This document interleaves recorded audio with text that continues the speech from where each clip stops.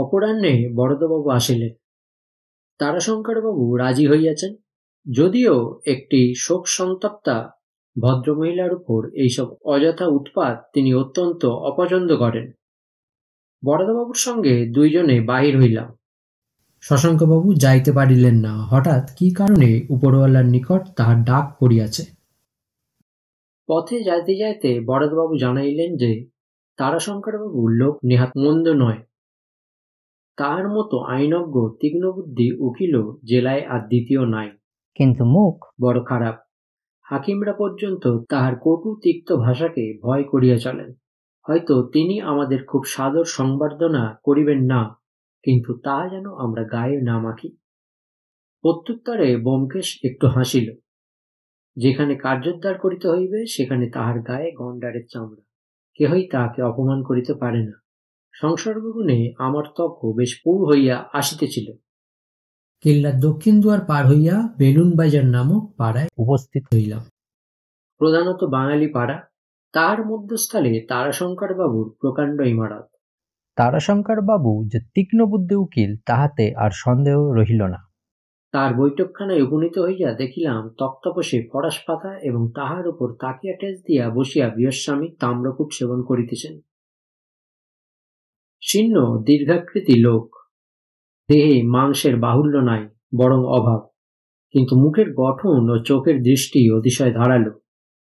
বয়স 60-এর কাছাকাছি। পরিধানে থান ও শুভ্র পিরান। আমাদের আসিতে দেখিয়া তিনি গড়গড়ার নল হাতে উঠিয়া বসিলেন। বলিলেন, এসো বড়দা, এরাই বুঝি কলকাতার ডিটেকটিভ? ইহার কণ্ঠস্বর ও কথা বলিবার ভঙ্গিতে এমন একটা কিছু আছে যা শ্রোতার মনে অস্বস্তি ও অস্বাচ্ছন্দ্যের সৃষ্টি করে। সম্ভবত বড় উকিলের ইহা একটা লক্ষণ। বিরুদ্ধ পক্ষের সাক্ষী এই কণ্ঠস্বর শুনিয়া যে রীতিমতো বিচলিত হইয়া পড়ে, তাহা অনুমান করিতে কষ্ট হইল না। বরদাবাবু সংকুচিতভাবে ব্যোমকেশের পরিচয় দিলেন।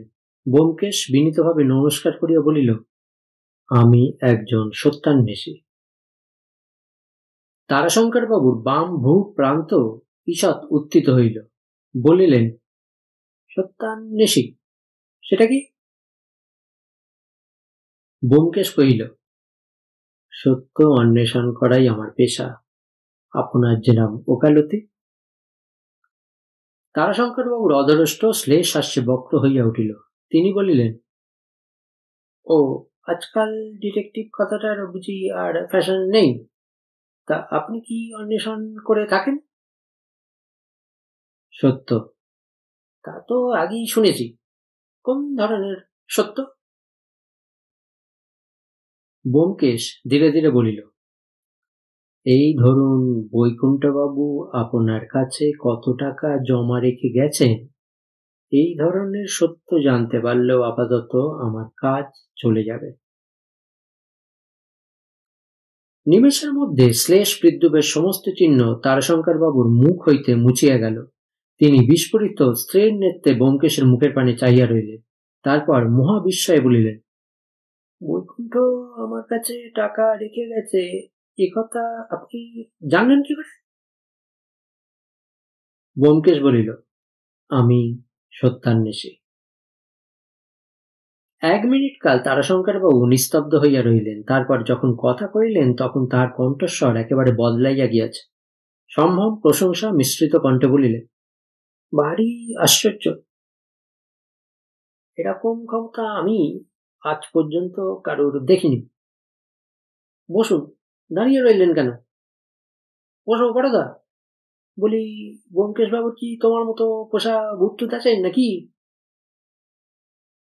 আমরা চৌকিতে উপবেশন করিলে তারাশঙ্করবাবু কয়েকবার গড়গড়ার নলে ঘন ঘন টান দিয়া মুখ তুলিলেন।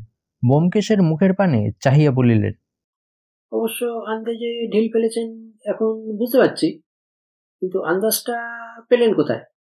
অনুমান করতে হলেও কিছু মাল মশলা চাই তো। ব্যোমকেশ সহাস্য বলিল, কিছু মাল মশলা তো ছিল। বৈকুণ্ঠবাবুর মতো ধনী ব্যবসায়ী নগদ টাকা কিছু রেখে যাবেন না, এটা কি বিশ্বাসযোগ্য? অথচ ব্যাংকে তার টাকা ছিল না। সম্ভবত ব্যাংক জাতীয় প্রতিষ্ঠানকে তিনি সন্দেহের চোখে দেখতেন। তবে কোথায় টাকা রাখতেন? নিশ্চয়ই কোনো বিশ্বাসী বন্ধুর কাছে। বৈকুণ্ঠবাবু প্রতি রবিবারে দুপুরবেলা আপনার সঙ্গে দাবা খেলতে আসতেন।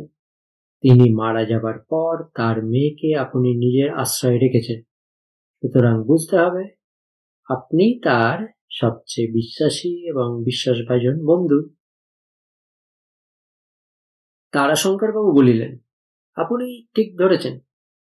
ব্যাংকের ওপরও বৈকুণ্ঠের বিশ্বাস ছিল না। তার নগদ টাকা যা কিছু সব আমার কাছেই থাকতো এবং এখনো আছে। টাকা বড় কম নয়, প্রায় 17,000। কিন্তু এ টাকার কথা আমি প্রকাশ করিনি। তার মৃত্যুর পর কথাটা জানাজানি হয় আমার ইচ্ছা ছিল না। কিন্তু ব্যোমকেশবাবু যখন ধরে ফেলেছেন, তখন স্বীকার না করে উপায় নেই। তবু আমি চাই যেন বাইরে কথাটা প্রকাশ না হয়। আপনারা 3 জন জানলেন, আর কেউ যেন জানতে না পারে। বুঝলে বড়দা? বরদাবাবু দ্বিধা প্রতিবিম্বিত মুখে ঘাড় নাড়িলেন। ব্যোমকেশ জিজ্ঞাসা করিল, কথাটা গোপন রাখবার কোনো বিশেষ কারণ আছে কি? তারাশঙ্করবাবু পুনরায় বার কয়েক তামাক টানিয়া বলিলেন, আছে। আপনারা ভাবতে পারেন আমি বন্ধুর গচ্ছিত টাকা আত্মসাৎ করবার চেষ্টা করছি, কিন্তু তাতে আমার কিছু যায় আসে না। কথাটা চেপে রাখবার অন্য কারণ আছে। সেই কারণটি জানতে পারি নাকি? তারাশঙ্করবাবু কিছুক্ষণ বুক কিঞ্চিত করিয়া চিন্তা করিলেন। তারপর অন্দরের দিকে পর্দা ঢাকা দরজার প্রতি একবার কটাক্ষপাত করিয়া খাটো গলায় বললেন, আপনারা বোধহয় জানেন না, বৈকুণ্ঠের একটা বকাটে লক্ষ্মীছাড়া জামাই আছে। মেয়েটাকে নেয় না, সার্কাস পার্টির সঙ্গে ঘুরে বেড়ায়।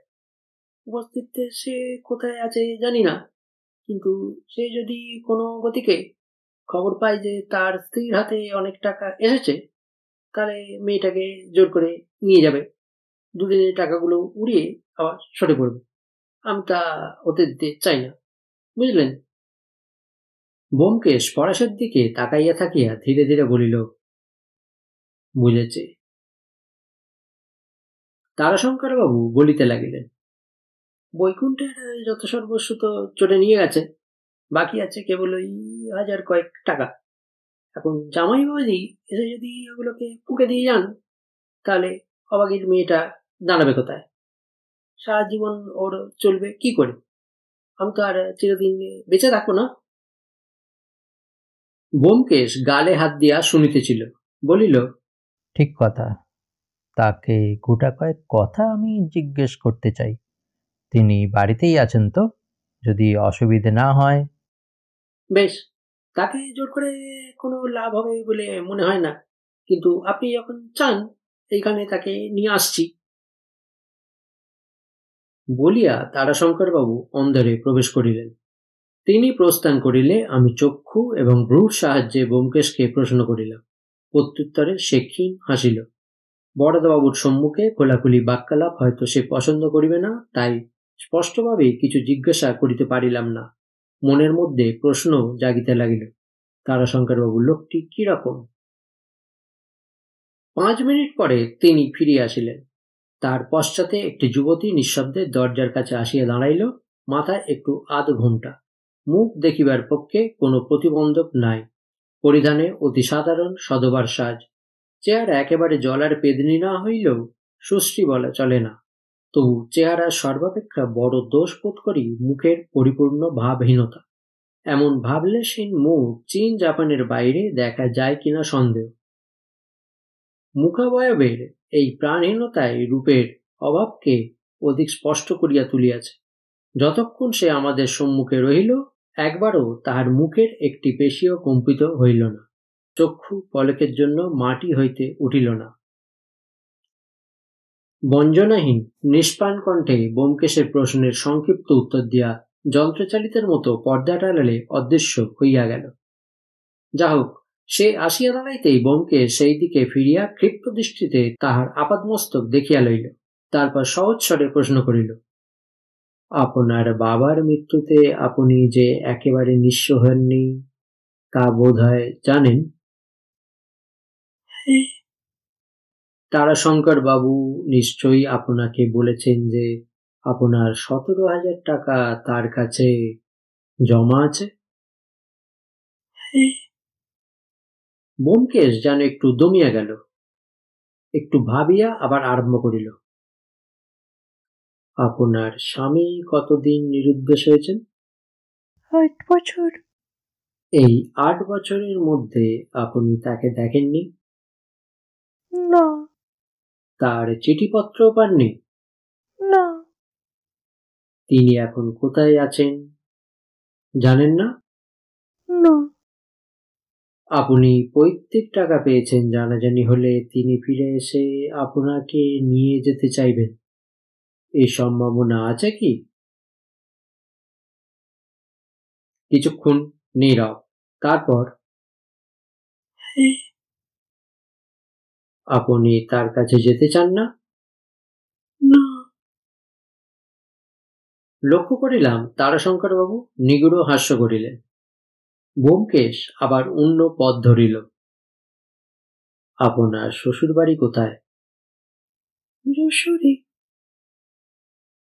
শ্বশুর বাড়িতে কে আছে? কেউ না। শ্বশুর শাশুড়ি? মারা গেছেন। আপনার বিয়ে হয়েছিল কোথা থেকে? নবদ্বীপ থেকে। নবদ্বীপে আপনার খুড়তুতো জ্যাঠতুতো ভাইরা আছে, তাদের সংসারে গিয়ে থাকেন না কেন? উত্তর নাই। তাদের আপনি বিশ্বাস করেন না? না। তারাশঙ্কর বাবুকেই সবচেয়ে বড় বন্ধু মনে করেন? হ্যাঁ। ব্যোমকেশ বুকুটি করিয়া কিছুক্ষণ দেয়ালের দিকে তাকাইয়া রহিল, তারপর আবার অন্য প্রসঙ্গ আরম্ভ করিল।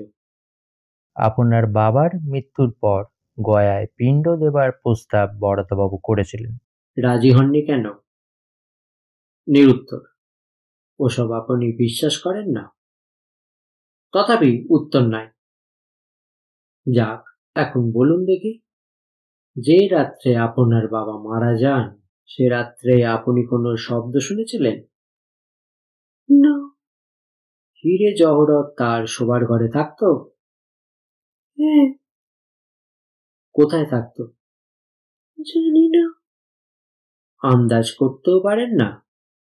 না। তার সঙ্গে কোনো লোকের শত্রুতা ছিল? জানি না। আপনার বাবা আপনার সঙ্গে ব্যবসার কথা কখনো কইতেন না? না। রাত্রে আপনার শোবার ব্যবস্থা ছিল নিচের তলায়। কোন ঘরে শুতেন? বাবার ঘরে, নিচের ঘরে।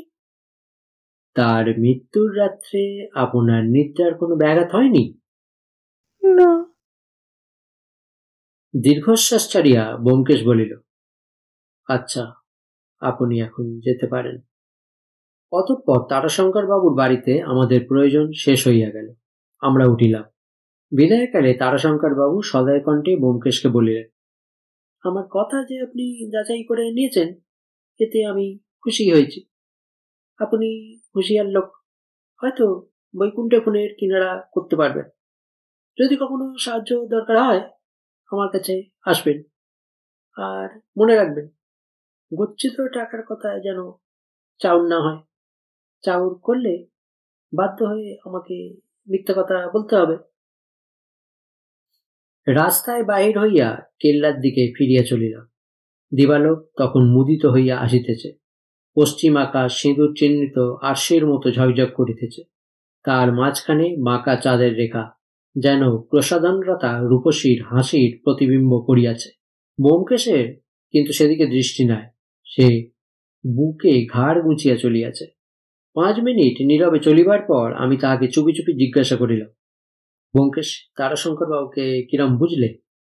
ব্যোমকেশ আকাশের দিকে চোখ তুলিয়া হঠাৎ হাসিয়া উঠিল, বলিল, ভারী বিচক্ষণ লোক।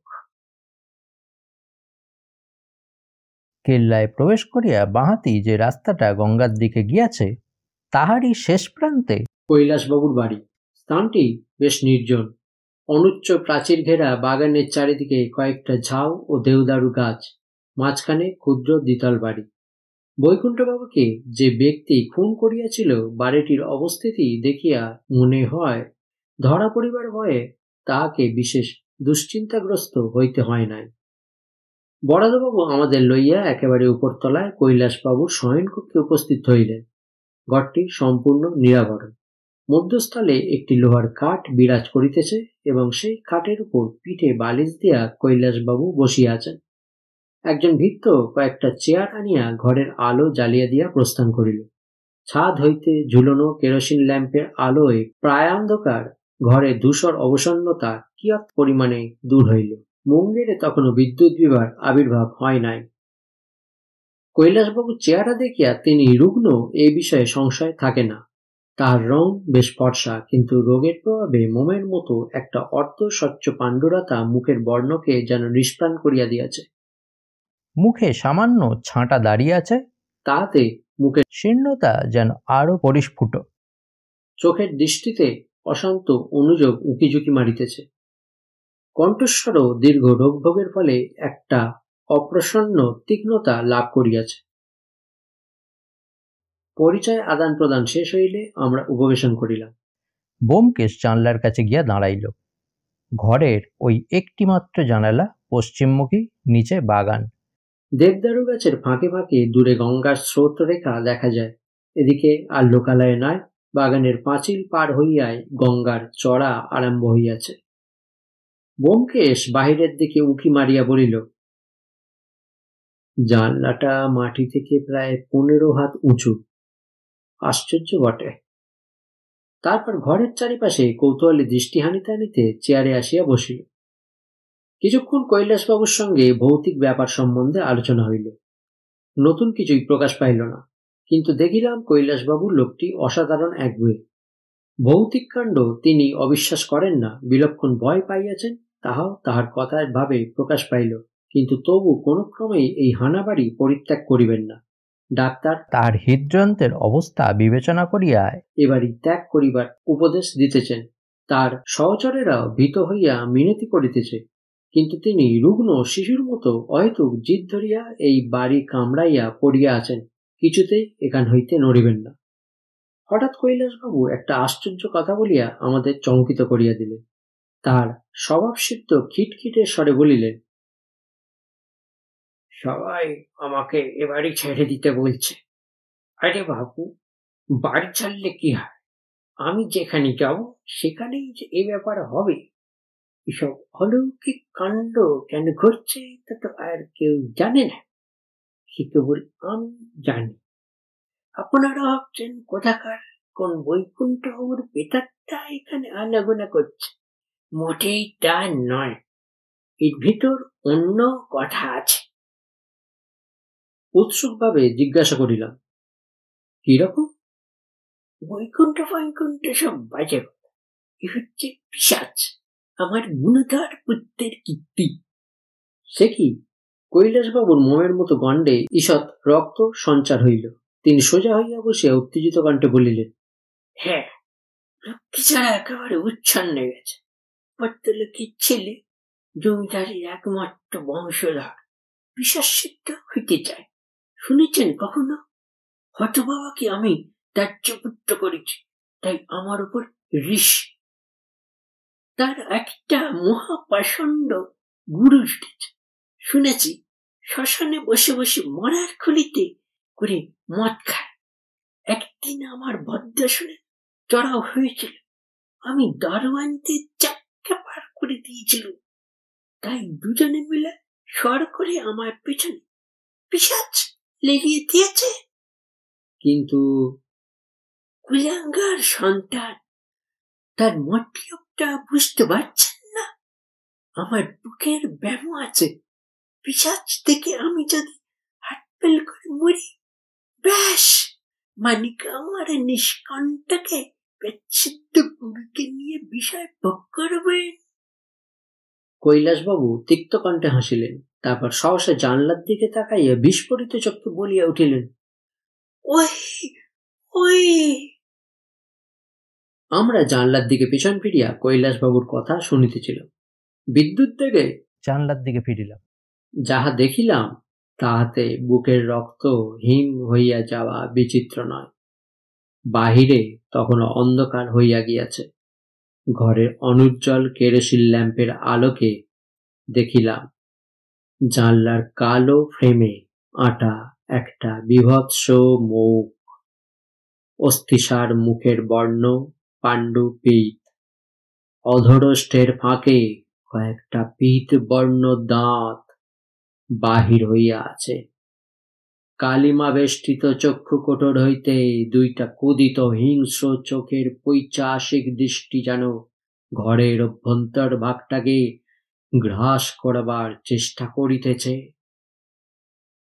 মুহূর্তের জন্য নিশ্চল পক্ষাঘাত হইয়া গেলাম। তারপর ব্যোমকেশ দুই লাফে জানলার সম্মুখীন হইল, কিন্তু সেই ভয়ঙ্কর মুখ তখন অদৃশ্য হইয়াছে। আমিও ছুটিয়া ব্যোমকেশের পাশে গিয়া দাঁড়াইলাম। বাইরের অন্ধকারে দৃষ্টি প্রেরণ করিয়া মনে হইল যেন দেবদারু গাছের ঘন ছায়ার ভিতর দিয়া একটা শীর্ণ অতি দীর্ঘ মূর্তি শূন্যে মিলাইয়া গেল। ব্যোমকেশ দেশলাই চালিয়া জানলার বাহিরে ধরিল। গলা বাড়াইয়া দেখিলাম নিচে মই বা তার জাতীয় আরোহণী কিছুই নাই। এমনকি মানুষ দাঁড়াইতে পারে এমন কার্নিশ পর্যন্ত দেয়ালে নাই। ব্যোমকেশের কাঠি নিঃশেষ হইয়া নিবিয়া গেল। সে ধীরে ধীরে ফিরিয়া আসিয়া চেয়ারে বসিল। বরদাবাবু বসিয়াছিলেন, উঠেন নাই। এখন ব্যোমকেশের দিকে ফিরিয়া কহিলেন, দেখলেন? দেখলুম।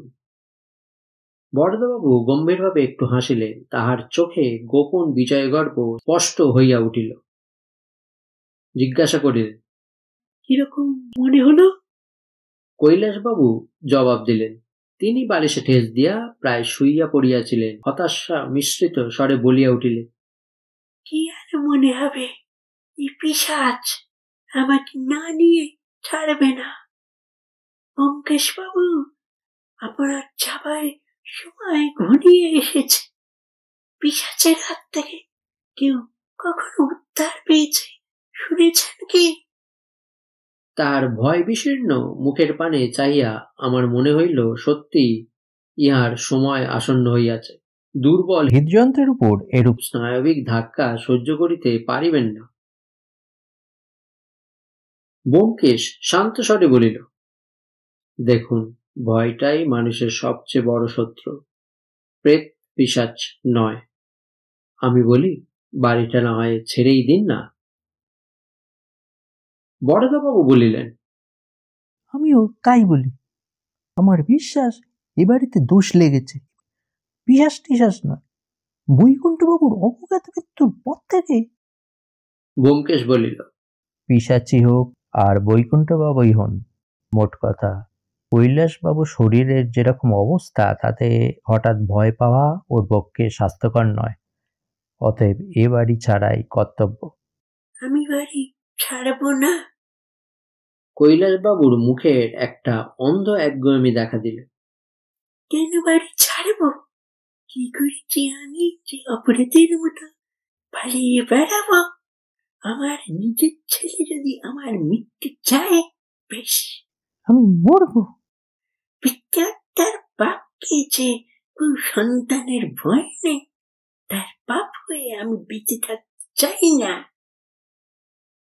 অভিমান ও জিদের বিরুদ্ধে তর্ক করা বৃথা। রাত্রি হইয়াছিল, আমরা উঠিলাম। পরদিন প্রাতে আবার আসিবার আশ্বাস দিয়া নিচে নামিয়া গেলাম। পথে কোনো কথা হইল না। বরদাবাবু দু একবার কথা বলিবার উদ্যোগ করিলেন, কিন্তু ব্যোমকেশ তাহা শুনিতে পাইল না। বরদাবাবু আমাদের বাড়ি পর্যন্ত পৌঁছাইয়া দিয়া গেলেন। শশাঙ্কবাবু ইতিমধ্যে বাড়ি ফিরিয়াছিলেন। আমরা বসিবার ঘরে প্রবেশ করিতেই বলিলেন, কি হে, কি হলো? ব্যোমকেশ একটা আরাম কেদারায় শুইয়া পড়িয়া ঊর্ধ্বমুখে বলিল, প্রেতের আবির্ভাব হল। তারপর দীর্ঘ নিঃশ্বাস ছাড়িয়া কতকটি যেন আত্মগতভাবেই বলিল, কিন্তু বরদাবাবুর প্রেত এবং কৈলাসবাবুর পিশাচ মিলে ব্যাপারটা ক্রমেই বড় জটিল করে তুলেছে। পরদিন রবিবার ছিল। প্রাতঃকালে উঠিয়া ব্যোমকেশ শশাঙ্কবাবুকে বলিল, চলো কৈলাসবাবুর বাড়িটা ঘুরে আসা যাক। শশাঙ্কবাবু বলিলেন, আবার ভূত দেখতে চাও নাকি? কিন্তু দিনের বেলায় গিয়ে লাভ কি? রাত্রে ছাড়া তো অশরীরের দর্শন পাওয়া যায় না। কিন্তু যা অশরীরী নয় অর্থাৎ বস্তু, তার তো দর্শন পাওয়া যেতে পারে। বেশ, চলো। 7টা বাজিতে না বাজিতে উদ্দিষ্ট স্থানে পৌঁছিলাম। কৈলাসবাবুর বাড়ি তখনও সম্পূর্ণ জাগে নাই। একটা চাকর নিদ্রালুভাবে নিচের বারান্দা ঝাঁট দিতেছে। উপরে গৃহস্বামীর কক্ষে দরজা জানালা বন্ধ। ব্যোমকেশ বলিল, ক্ষতি নেই, বাগানটা ততক্ষণ ঘুরে ফিরে দেখিয়ে এসো। শিশির ভেজা ঘাসে সমস্ত বাগানটি আস্তীর্ণ। সোনালি রৌদ্রে দেওদারের চুনট করা পাতা জরির মতো ঝলমল করিতেছে। চারিদিকে শারদপ্রাতের অপূর্ব পরিচ্ছন্নতা। আমরা ইতস্তত ঘুরিয়া বেড়াইতে লাগিলাম। বাগানটি পরিসরে বিঘা চারেকের কম হইবে না, কিন্তু ফুল বাগান বলিয়া কিছু নাই। এখানে সেখানে গোটাকতক দোপাটি ও করবীর ঝাড় নিতান্ত অনাদৃতভাবে ফুল ফুটিয়া রইয়াছে। মালি নাই, বোধ করি বৈকুণ্ঠবাবুর আমলেও ছিল না। আগাছার জঙ্গল বৃদ্ধি পাইলে সম্ভবত বাড়ির চাকরেরাই কাটিয়া ফেলিয়া দেয়। তাহার পরিচয় বাগানের পশ্চিম দিকে এক প্রান্তে পাইলাম। দেয়ালের কোণ ঘেঁষিয়া আবর্জনা জমা হইয়া আছে। উনানের ছাই, কাঠকুটা, ছেঁড়া কাগজ, বাড়ির জঞ্জাল সমস্তই এইখানে ফেলা হয়। বহুকালের সঞ্চিত জঞ্জাল রৌদ্রে বৃষ্টিতে জমাট বাঁধিয়া স্থানটাকে স্ফীত করিয়া তুলিয়াছে। এই আবর্জনার গাদার উপর উঠিয়া ব্যোমকেশ অনুসন্ধিষ্টভাবে এদিক ওদিক তাকাইতে লাগিল। জুতা দিয়া ছাই মাটি সরাইয়া দেখিতে লাগিল। একবার একটা পুরানো টিনের কৌটা তুলিয়া লইয়া ভালো করিয়া পরীক্ষা করিয়া আবার ফেলিয়া দিল। শশাঙ্কবাবু তাহার রকম দেখিয়া বলিলেন, কি হে, ছাই গাদার মধ্যে কি খুঁজছ?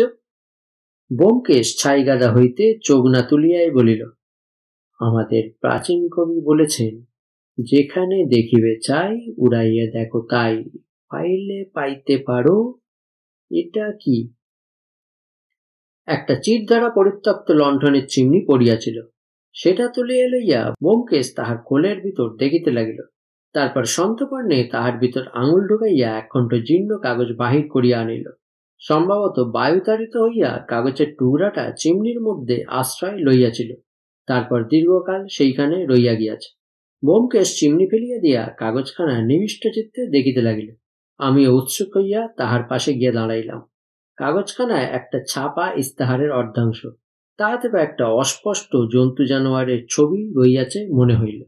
জল বৃষ্টিতে কাগজের রং বিবর্ণ হইয়া গিয়াছে। ছাপার কালিও এমন অস্পষ্ট হইয়া পড়িয়াছে যে পাঠোদ্ধার দুঃসাধ্য। শশাঙ্কবাবু জিজ্ঞাসা করিলেন, কি দেখছ হে? ওতে কি আছে? কিছু না।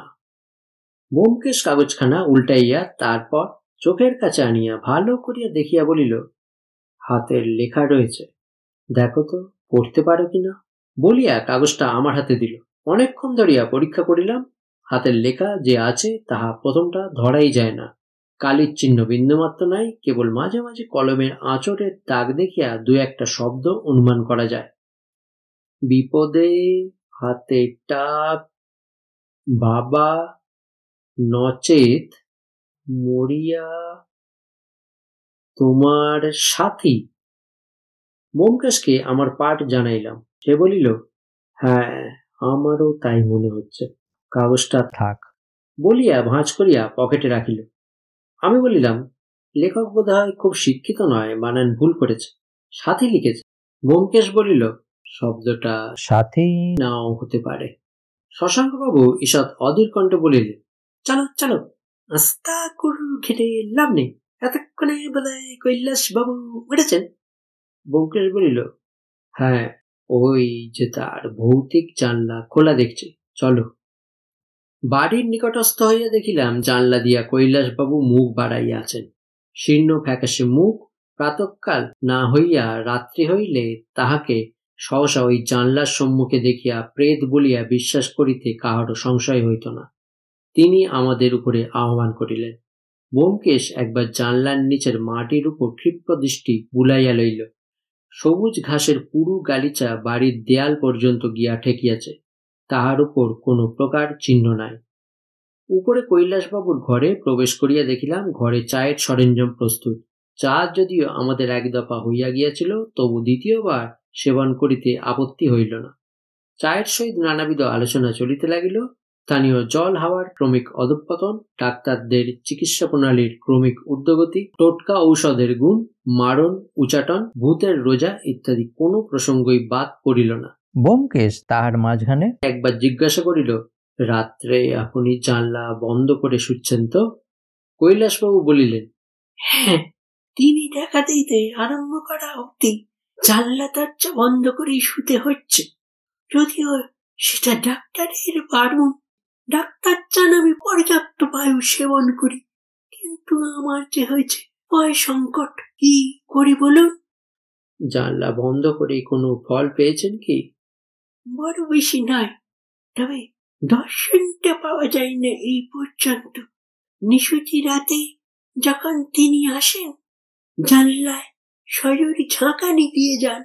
একলা শুতে পারি না, রাতে একজন চাকর ঘরের মেঝেই বিছানা পেতে শোই। চা সমাপনান্তে ব্যোমকেশ উঠিয়া বলিল, এইবার আমি ঘরটা ভালো করে দেখব। শশাঙ্ক, কিছু মনে করো না। তোমাদের অর্থাৎ পুলিশের কর্মদক্ষতা সম্বন্ধে আমি কটাক্ষ করছি না, কিন্তু মনিরাঞ্চ মতিভ্রম। যদি তোমাদের কিছু বাদ পড়ে থাকে তাই আর একবার দেখে নিচ্ছি। শশাঙ্কবাবু একটা বাঁকা সুরে বলিলেন, তা বেশ নাও, কিন্তু এতদিন পরে যদি বৈকুণ্ঠবাবুর হত্যাকারীর কোনো চিহ্ন বার করতে পারো, তাহলে বুঝবো তুমি জাদুকর। ব্যোমকেশ হাসিল, তাই বুঝো, কিন্তু সে যাক, বৈকুণ্ঠবাবুর মৃত্যুর দিন এ ঘরে কোনো আসবাবই ছিল না। বলেছি তো, মাটিতে পাতা বিছানা, জলের ঘড়া আর পানের বাটা ছাড়া আর কিছুই ছিল না। হ্যাঁ, একটা তামার কানখুশকিও পাওয়া গেছিল। বেশ, আপনারা তাহলে গল্প করুন কৈলাসবাবু, আমি আপনাদের কোনো বিঘ্ন করব না, কেবল ঘরময় ঘুরে বেড়াবো মাত্র। অতঃপর ব্যোমকেশ ঘরের চারিদিকে পরিক্রমণ করিতে আরম্ভ করিল। কখনো ঊর্ধ্বমুখে ছাদের দিকে তাকাইয়া, কখনো হেঁট মুখে মেজের উপর দৃষ্টি নিবদ্ধ করিয়া চিন্তাক্লান্ত মুখে নিঃশব্দে ঘুরিতে লাগিল। একবার জানলার সম্মুখে দাঁড়াইয়া কাঠ সার্সি প্রভৃতি ভালো করিয়া পরীক্ষা করিল। দরজার হুড়কা ও চিটকিনি লাগাইয়া দাঁড়াইয়া দেখিল। তারপর আবার পরিক্রমণ শুরু করিল। কৈলাস ও শশাঙ্কবাবু সকৌতূহলে তাহার গতিবিধি পরীক্ষা করিতে লাগিলেন। আমি তখন জোর করিয়া কথাবার্তা আরম্ভ করিলাম, কারণ ব্যোমকেশের মন যতই বহির নিরপেক্ষ হোক, তিনজোড়া কৌতূহলী চক্ষু অনুক্ষণ তাহার অনুসরণ করিতে থাকিলে সে যে বিক্ষিপ্ত চিত্ত ও আত্মসচেতন হইয়া পড়িবে তাহাতে সন্দেহ নাই। তাই যাহোক একটা কথা আরম্ভ করিয়া দিয়া ইহাদের দুইজনের মনোযোগ আকর্ষণ করিয়া লইবার চেষ্টা করিলাম। তবু নানা অসংলগ্ন চর্চার মধ্যেও আমাদের মন ও চক্ষু তাহার দিকেই পড়িয়া রইল। 15 মিনিট এইভাবে কাটিল। তারপর শশাঙ্কবাবুর একটা পুলিশ ঘটিত কাহিনী শুনিতে শুনিতে অলক্ষিতে অন্যমনস্ক হইয়া পড়িয়াছিলাম। ব্যোমকেশের দিকে নজর ছিল না। হঠাৎ ছোট্ট একটা হাসির শব্দে সচকিতে ঘাড় ফিরাইলাম। দেখিলাম ব্যোমকেশ দক্ষিণ দিকের দেয়ালের খুব কাছে দাঁড়াইয়া দেয়ালের দিকে তাকাইয়া আছে ও মৃদু মৃদু হাসিতেছে। শশাঙ্কবাবু বলিলেন, কি হলো আবার? আশ্চর্য। ব্যোমকেশ বলিল, জাদু, দেখে যাও, এটা নিশ্চয় তোমরা আগে দেখনি, বলিয়া দেয়ালের দিকে অঙ্গুলি নির্দেশ করিল। আমরা সাগ্রহে উঠিয়া গেলাম। প্রথমটা চুনকাম করা দেয়ালের গায়ে কিছুই দৃষ্টিগোচর হইল না। তারপর ভালো করিয়া লক্ষ্য করিয়া দেখিলাম মেঝে হইতে আন্দাজ 5 ফুট উচ্চে সাদা চুনের উপর পরিষ্কার অঙ্গুষ্ঠের ছাপ অঙ্কিত রহিয়াছে, যেন কাঁচা চুনের উপর আঙুল টিপিয়া কেহ চিহ্নটি রাখিয়া গিয়াছে। শশাঙ্কবাবু ভ্রুকুটি সহকারে চিহ্নটি দেখিয়া বলিলেন, একটা পুরো আঙুলের ছাপ দেখছি, এর অর্থ কি? ব্যোমকেশ বলিল, অর্থ মুনিরাঞ্চ মতিব্র। হত্যাকারীর এই পরিচয় চিহ্নটি তোমরা দেখতে পাওনি। বিস্ময়ে ভূ তুলিয়া শশাঙ্কবাবু বলিলেন, হত্যাকারীর এই আঙুলের দাগ যে হত্যাকারী, তা তুমি কি করে বুঝলে? আমরা আগে ওটা লক্ষ্য করেন বটে, কিন্তু তাই বলে ওটা হত্যাকারীর আঙুলের দাগ যে কেন হবে তাও তো বুঝতে পারছি না। যে রাজমিস্ত্রি ঘরে চুনকাম করেছিল তার হতে পারে, অন্য যে কোনো লোকের হতে পারে। একেবারে অসম্ভব নয়, তবে কথা হচ্ছে রাজমিস্ত্রি দেয়ালে নিজের আঙুলের টিপ রেখে যাবে কেন? তার যদি বলো, হত্যাকারী বা রেখে যাবে কেন? ব্যোমকেশ তীক্ষ্ণ দৃষ্টিতে একবার শশাঙ্কবাবুর দিকে তাকাইল, তারপর বলিল, তাও তো বটে। তাহলে তোমার মতে ওটা কিছুই নয়? আমি বলতে চাই, ওরা যে খুব জরুরি তার কোনো প্রমাণ পাওয়া যাচ্ছে না। ক্ষুদ্র নিঃশ্বাস ফেলিয়া ব্যোমকেশ বলিল, তোমার যুক্তি অকাট্য। প্রমাণের অভাবে কোনো জিনিসকেই জরুরি বলে স্বীকার করা যেতে পারে না। পকেটে ছুরি আছে কিংবা কানখুশকি? ছুরি আছে কেন? অপ্রসন্ন মুখে শশাঙ্কবাবু ছুরি বাহির করিয়া দিলেন। ব্যোমকেশের আবিষ্কারে তিনি সুখী হইতে পারেন নাই, তাই বোধহয় সেটাকে তুচ্ছ করিবার চেষ্টা করিতেছিলেন, কিন্তু তবু তাহার মনোভাব নেহাত অযৌক্তিক বলিয়া বোধ হইল না। দেয়ালের গায়ে একটা আঙুলের চিহ্ন কবে কাহার দ্বারা অঙ্কিত হইয়াছে কিছুই জানা নাই। হত্যাকাণ্ডের রহস্য সমাধানে ইহার মূল্য কি? এবং যদি উহা হত্যাকারীরই হয়, তা হইলেই বা লাভ কি হইবে? কে হত্যাকারী তাহাই যখন জানা নাই, তখন ওই আঙুলের টিপ কোন কাজে লাগিবে তাহা আমিও বুঝিতে পারিলাম না। ব্যোমকেশ কিন্তু ছুরি দিয়া চিহ্নটির চারিধারে দাগ কাটিতে আরম্ভ করিল। অতি সন্তবর্ণে চুন বালি আলগা করিয়া ছুরির নখ দিয়া একটু চার দিতেই টিপ চিহ্ন সমেত খানিকটা প্লাস্টার বাহির হইয়া আসিল। ব্যোমকেশ সেটি সযত্নে রুমালে জড়াইয়া পকেটে রাখিয়া কৈলাসবাবুকে বলিল, আপনার ঘরের দেয়াল কুশ্রী করে দিলাম, দয়া করে একটু চুন দিয়ে গর্তটা ভরাট করিয়ে নেবেন। তারপর শশাঙ্কবাবুকে বলিল, চলো শশাঙ্ক, এখানকার কাজ আপাতত আমাদের শেষ হয়েছে। এদিকে দেখছি 9টা বাজে। কৈলাসবাবুকে আর কষ্ট দেওয়া উচিত নয়। ভালো কথা কৈলাসবাবু, আপনি বাড়ি থেকে নিয়মিত চিঠিপত্র পান তো? কৈলাসবাবু বলিলেন, আমাকে চিঠি দেবে কে? একমাত্র ছেলে, তার গুণের কথা তো শুনেছেন। চিঠি দেওয়ার মতো আত্মীয় আমার কেউ নেই। প্রফুল্ল স্বরে ব্যোমকেশ বলিল, বড় দুঃখের বিষয়। আচ্ছা, আজ তাহলে চললুম। মাঝে মাঝে আপনাকে বিরক্ত করতে আসবো। আর দেখুন, এটার কথা কাউকে বলে দরকার নেই। বলিয়া দেয়ালের ছিদ্রের দিকে নির্দেশ করিল। কৈলাসবাবু ঘাড় নাড়িয়া সম্মতি জানাইলেন। রাস্তায় বাহির হইয়া পড়িলাম। রৌদ্র তখন কড়া হইতে আরম্ভ করিয়াছে। দ্রুতপদে বাসার দিকে চলিলাম।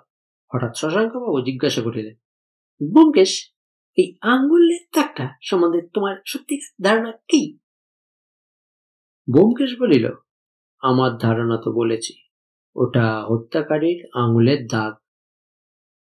অধীরভাবে শশাঙ্কবাবু বলিলেন, কিন্তু এই যে তোমার জবরদস্তি, হত্যাকারীকে তার নাম গন্ধ জানা নেই, অথচ তুমি বলে বসলে ওটা হত্যাকারী। একটা সঙ্গত কারণ দেখানো চাই তো। কিরকম সঙ্গত কারণ তুমি দেখতে চাও? শশাঙ্কবাবু কণ্ঠের বিরক্তি আর চাপা রইল না। তিনি বলিয়া উঠিলেন, আমি কিছুই দেখতে চাই না। আমার মনে হয় তুমি নিচ্ছক ছেলে মানসিক করছো। অবশ্য তোমার দোষ নেই। তুমি ভাবছো বাংলাদেশে যে প্রথায় অনুসন্ধান চলে এর দেশে বুঝি তাই চলবে। সেটা তোমার ভুল।